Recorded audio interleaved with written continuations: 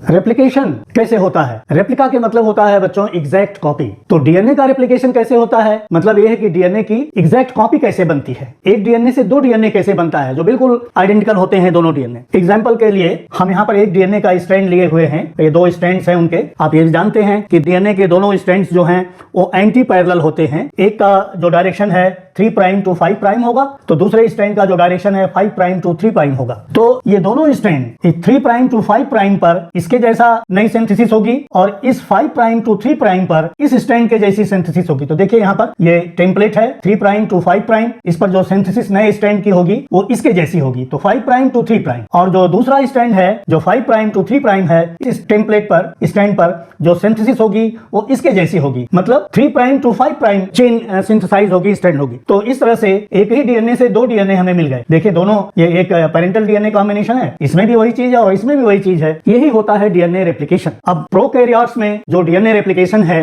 वो बहुत अच्छा समझा गया है एज कंपेयर टू यूकैरियोट्स। तो प्रोकैरियोट्स में आप जानते हैं कि एक बैक्टीरियल सेल में एक डीएनए मॉलिक्यूल होता है और ये उसकी दोनों स्ट्रैंड्स हैं या चेन्स हैं। तो सबसे पहले क्या होगा इसमें? सबसे पहले रेप्लिकेशन में एक काम होगा, इस डीएनए मॉलिक्यूल में एक जगह ओरिजिन सेंटर होगा। वो देखिए यहाँ पर ओरिजिन सेंटर है, ORI से इसको रिप्रेजेंट किया गया, ये ओरिजिन सेंटर होगा। तो सबसे पहले एक इनिशिएशन प्रोटीन यहाँ पर बाइंड करेगी और इस हेलिक्स को पार्शियली अनवाइंड कर देगी, पार्शियली खोल देगी। उसके बाद एक एंजाइम होगा जिसको कहेंगे हेलिकेज। ये देखिए हेलिकेज बनाया गया। हेलिकेज एंजाइम एटीपी की हाइड्रोलिसिस से, एटीपी के हेल्प से एनर्जी डिराइव करेगी और वो इसको और वाइड करेगी या उसको आगे फॉरवर्ड डायरेक्शन में बढ़ा देगी। जो हेलिकेज होगा ये इसके साथ स्ट्रैंड के साथ बराबर लगा रहेगा और कुछ प्रोटीन्स होंगी जिनको कहा जाएगा, ये देखिए ब्लैक कलर में शो किया गया है, single strand DNA binding proteins. तो ये प्रोटीन्स जो है फिर इसको जो अनवाइंड हो गया है उसको वाइंड नहीं होने देंगे, फिर से अपने कॉइल नहीं करने देंगे इसको, तो ये बचाएंगे। वो ऐसा इसलिए ताकि जो डीएनए की सिंथेसिस हो सके। आपको पता होगा कि जो डीएनए की सिंथेसिस होती है, डीएनए की न्यूक्लियोटाइड, ये डीएनए की मान लीजिए एक न्यूक्लियोटाइड है, उसमें दूसरी न्यूक्लियोटाइड जुटेगी, फिर तीसरी जुटेगी, इस तरह से न्यूक्लियोटाइड करते हुए एक लॉन्ग चेन बन जाती है। तो इसके फॉर्मेशन में ये दोनों जो स्ट्रैंड्स हैं जो अनवाइंड कर गए हैं, यहाँ पर फोक अपीयरेंस होगा। फोक इस तरह का स्ट्रक्चर बनेगा और दोनों तरफ देखिए बन रहा है, यहाँ भी फोक का अपीयरेंस है और यहाँ भी फोक का अपीयरेंस है। तो दो फोक्स बन जाएंगे और इसका जो रेप्लिकेशन है वो बाई डायरेक्शनल चलेगा। बाई डायरेक्शनल चलेगा तो ये चीज इधर बढ़ेगी और ये चीज इधर बढ़ेगी। वो फोक जो है डेवलप करता हुआ जाएगा। फोक को आगे बढ़ाने के लिए एक एंजाइम होगी जिसको कहेंगे डीएनए गायरेज, या इसका दूसरा नाम है टोपोआइसोमरेज। ये क्या करती है एंजाइम? ये इसमें स्ट्रैंड्स में रिवर्सिबल ब्रेक्स पैदा करती है और जब रिवर्सिबल ब्रेक्स पैदा हो जाएंगे, जैसे आप समझिए कि दो वायर को कॉइल कर दीजिए और बीच से खींचे, तो उसकी ऐंठन जो है बिल्कुल किनारों की तरफ जाएगी, बढ़ती जाएगी। तो इस तरह से वो आगे एंड पर जाके सब ऐंठन एक जगह हो जाएगी। ये क्या करता है? ये यहाँ पर रिवर्सिबल ब्रेक्स पैदा करेगा और ब्रेक्स पैदा होने से ये जो दोनों स्ट्रैंड हैं, जो कॉइल्ड हैं दोनों स्ट्रैंड, इसमें स्विवल इफेक्ट पैदा हो जाएगा। मतलब ये अपनी एक्सिस पर रोटेट कर जाएगा और इनकी कॉइलिंग खत्म हो जाएगी। तो उस कॉइलिंग खत्म हो जाने से डीएनए की सिंथेसिस में हेल्प मिलेगी। अब हम आपको बताते हैं कि ये 3 प्राइम टू 5 प्राइम एक स्ट्रैंड है और दूसरा स्ट्रैंड है 5 प्राइम टू 3 प्राइम। अब 3 प्राइम टू 5 प्राइम पर सिंथेसिस होनी है और नए डीएनए स्ट्रैंड की सिंथेसिस के लिए जो एंजाइम रिस्पांसिबल होती है उसको कहते हैं डीएनए पॉलीमरेज 3। ये डीएनए पॉलीमरेज 3 है। ये एंजाइम जो है नए डीएनए स्ट्रैंड की सिंथेसिस करती है, लेकिन इस पॉलीमरेज 3 के साथ एक दिक्कत ये है कि ये डी नोवो सिंथेसिस नहीं स्टार्ट कर सकती, डीएनए के नए स्ट्रैंड की सिंथेसिस नहीं स्टार्ट कर सकती। जब नहीं स्टार्ट कर सकती है तो फिर क्या होगा? फिर इसे हेल्प लेना पड़ता है सिंथेसिस स्टार्ट करने के लिए और एक आरएनए का प्राइमर आता है। तो ये देखिए एक छोटा सा इस स्ट्रैंड पर एक छोटा सा आरएनए का प्राइमर आ जाएगा। ये जो आरएनए का प्राइमर होगा उसमें भी न्यूक्लियोटाइड्स लगे होंगे, एक न्यूक्लियोटाइड की, या यहाँ पर जो बेस है उसकी पेयरिंग हो जाएगी। सपोज करिए यहाँ पर ए है तो यहाँ पर आरएनए में टी तो आएगा नहीं, वहां पर यूरासिल आ जाएगा, यहाँ पर सी है तो यहाँ पर जी आ जाएगा, यहाँ पर जी है तो यहाँ सी आ जाएगा। इस तरह से ये आरएनए का एक छोटी सी चेन जिसमें 10 न्यूक्लियोटाइड्स या 20 न्यूक्लियोटाइड्स लंबाई की एक नई चेन सिंथेसाइज हो जाएगी। तब जाके डीएनए पॉलीमरेज 3 एक नई चेन की सिंथेसिस स्टार्ट कर सकता है और इस आरएनए के प्राइमर में यहां से ये डीएनए की न्यूक्लियोटाइड्स को जोड़ना शुरू करेगा। आप जानते हैं कि डीएनए एक पॉलीमर है। पॉलीमर का मतलब जिसमें छोटी छोटी यूनिट्स लगी हुई हैं और उन यूनिट्स को क्या कहते हैं? उन यूनिट्स को कहते हैं न्यूक्लियोटाइड्स। आप जानते होंगे कि न्यूक्लियोटाइड कैसे बनता है, डीएनए या आरएनए के न्यूक्लियोटाइड्स कैसे बनते हैं। आपको ये मालूम होगा कि न्यूक्लियोटाइड बनाने में 3 चीजें हैं, एक पेंटोज शुगर है, एक नाइट्रोजनस बेस है और फास्फोरिक एसिड है। ये जब तीनों चीजें मिलती हैं तब जाके एक न्यूक्लियोटाइड बनता है। तो ये न्यूक्लियोटाइड जो है ये 5 प्राइम टू 3 प्राइम डायरेक्शन में एक नए स्ट्रैंड की सिंथेसिस ये कंटिन्यू करेगा। ये देखिए आरएनए प्राइमर लिख दिया गया है, इसको हम कहेंगे template. 3 prime to 5 prime direction को और इस स्ट्रैंड को कहेंगे टेम्पलेट। तो इस स्ट्रैंड की तरह से जो कि एक डीएनए का ओल्ड स्ट्रैंड है वो अपने ही तरह की अपना कंप्लीमेंट्री स्ट्रैंड सिंथेसाइज करवाएगा अपने पर, तो इसको आप टेम्पलेट भी लिख सकते हैं। इस तरह से ये फोक जो है आगे बढ़ेगा, फोक आगे बढ़ता हुआ जाएगा। लेकिन एक दूसरी समस्या आती है कि जो strand 5 prime to 3 prime direction में है उस पर सिंथेसिस कैसे होगी, क्योंकि हमें मालूम है कि जो भी पॉलीमरेजेस हैं, डीएनए पॉलीमरेजेस जो भी हैं, वो सिंथेसिस सिर्फ 5 प्राइम टू 3 प्राइम डायरेक्शन में ही कर सकते हैं। अगर यहाँ पर सिंथेसिस इधर से स्टार्ट होगी तो यहाँ भी 5 प्राइम नंबर है और यहाँ भी 5 प्राइम आ जाएगा, तो दोनों स्ट्रैंड डीएनए के जो है एक दूसरे के एंटी पैरेलल होते हैं, तो यहाँ पर एंटी पैरेलल जो थियरी है वो फेल कर जाएगी। तो क्या होगा, जहां पर फोक अपीयर हुआ है फिर इसका बैकवर्ड डायरेक्शन में इस पर सिंथेसिस होगी। यहाँ पर इस फोक पर एक आरएनए प्राइमर बनेगा, ये देखिए आरएनए प्राइमर बनेगा जिसका 5 डायरेक्शन इधर होगा और 3 डायरेक्शन इधर होगा, तभी तो यहाँ 5 आएगा और यहाँ 3 आएगा। तो एक छोटा सा आरएनए का प्राइमर दूसरे स्ट्रैंड पर बनेगा और उसकी कंप्लीमेंट्री बेस पेयरिंग इससे होने लगेगी और एक छोटा सा स्ट्रैंड फ्रेगमेंट सिंथेसाइज होगा। ये फोक और आगे जाएगा और डेवलप करेगा, तो और जब डेवलप करेगा तो ये फर्स्ट प्राइमर हो गया बच्चों और ये सेकंड प्राइमर हो गया फोक पर। जहां पर फोक है वहां पर सेकंड प्राइमर आ गया। लेकिन इसके लिए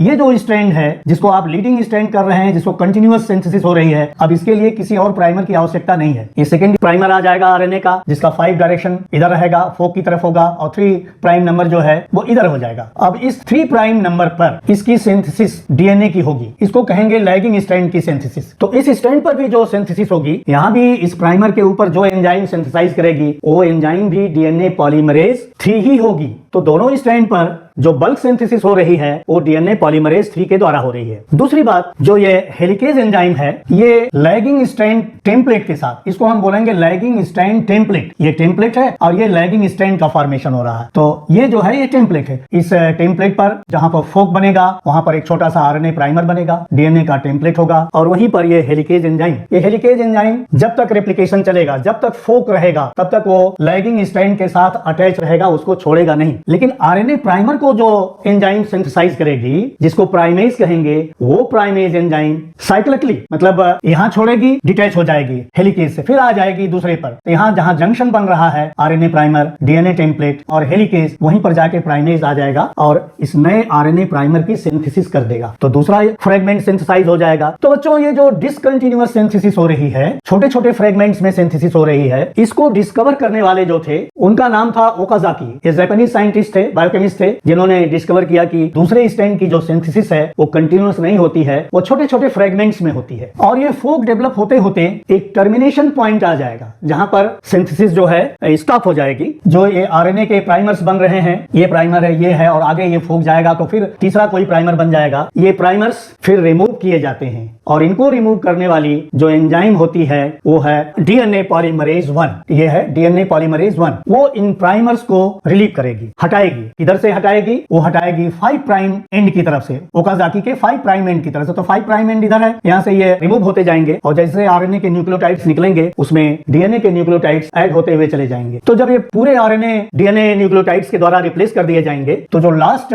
डीएनए की न्यूक्लियोटाइड होगी, जो ये हटेगा, उसको इस ओकाजाकी फ्रेगमेंट से जो जोड़ने का काम होगा वो काम करेगा जो एंजाइम, उसको कहेंगे डीएनए लाइगेज। डीएनए लाइगेज जो है, जो आरएनए प्राइमर्स रिप्लेस होंगे डीएनए न्यूक्लियोटाइड्स के द्वारा, उनको ओकाजाकी फ्रेगमेंट से जोड़ देगा। अब देखिए ये ओकाजाकी फ्रेगमेंट, ये रिप्लेस हो गया डीएनए के द्वारा, तो ये सब एक कंटिन्यूअस स्टेज बन जाएगा, कंटिन्यूअस चेन बनती चली जाएगी। जो स्ट्रैंड कंटिन्यूअसली सिंथेसाइज होता हुआ जाएगा उसको कहेंगे लीडिंग स्ट्रैंड। लीडिंग स्ट्रैंड की सिंथेसिस कंटिन्यूअस होती है और जो दूसरा स्ट्रैंड है जिसको लैगिंग स्ट्रैंड कहेंगे उसकी सिंथेसिस डिसकंटिन्यूअस होती है, मतलब वो छोटे छोटे फ्रेगमेंट्स में सिंथेसाइज होगा, फिर आरएनए के प्राइमर्स हट जाएंगे और फिर डीएनए के न्यूक्लियोटाइड से वो रिप्लेस किए जाएंगे और फिर इनको ओकाजाकी फ्रेगमेंट से जोड़ दिया जाएगा और फिर ये कंटिन्यूअस डीएनए की चेन बन जाएगी। तो इस तरह से एक डीएनए से दो डीएनए, जैसे ये है उसी तरह से ये है। तो ये हो गया बच्चों, ये लीडिंग स्ट्रैंड है वो ऐसे चलता चला जाएगा और ये लैगिंग स्ट्रैंड ऐसे चलता हुआ चला जाएगा और ये कहा जाएगा टेम्पलेट। ये है टेम्पलेट।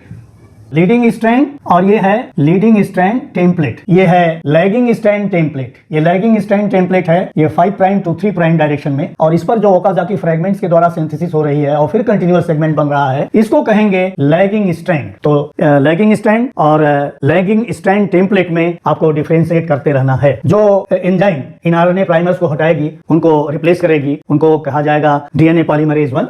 और डीएनए पॉलीमरेज 1 की जो एक्टिविटी है वो 2 डायरेक्शन में चल सकती है, 5 prime to 3 prime exonuclease activity. 5 prime to 3 prime exonuclease activity का मतलब ये हो गया कि एक्सोन्यूक्लियस बिल्कुल टर्मिनल से रिप्लेस करता है न्यूक्लियोटाइड्स को, टर्मिनल से हटाएगा ऐसे हटाता चला जाएगा, और ये पॉलीमराइज भी करता है। तो जिन आरएनए को हटाएगा यहां से, पहले इसको हटाएगा, फिर इसको हटाएगा, फिर इसको हटाएगा, उनके जगह पर डीएनए के न्यूक्लियोटाइड्स को ऐड करता हुआ भी जाएगा। तो डीएनए पॉलीमरेज 1 की जो एक्टिविटी है वो एक्सोन्यूक्लियस एक्टिविटी भी है और पॉलीमराइजिंग एक्टिविटी भी है, मतलब सिंथेसाइजिंग एक्टिविटी है। वो न्यूक्लियोटाइड को जोड़ता हुआ जाएगा। आपको समझने के लिए ये 3 प्राइम टू 5 प्राइम एक डीएनए का स्ट्रैंड है जो टेम्पलेट के रूप में फंक्शन कर रहा है। तो एक 3 प्राइम टू 5 प्राइम एक टेम्पलेट ये बना दिया गया है ताकि आपकी समझ हो सके। आप समझ रहे हैं कि एक न्यूक्लियोटाइड में शुगर होगी, नाइट्रोजनस बेस होगा और फॉस्फेट होगा, तो इतना जाके एक यूनिट बनेगी। फिर एक यूनिट में ये दूसरी यूनिट जुड़ी है, ये तीसरी यूनिट जुड़ी है। अब इसी स्ट्रैंड की कॉम्प्लीमेंट्री सिंथेसिस इधर से होती हुई जानी है। तो ये जो नया स्ट्रैंड बन रहा है, ये न्यूक्लियोटाइड ऐसे जुड़ता जाएगा। तो इस कार्य के लिए बहुत ज्यादा एनर्जी की आवश्यकता होती है। तो जो डीएनए के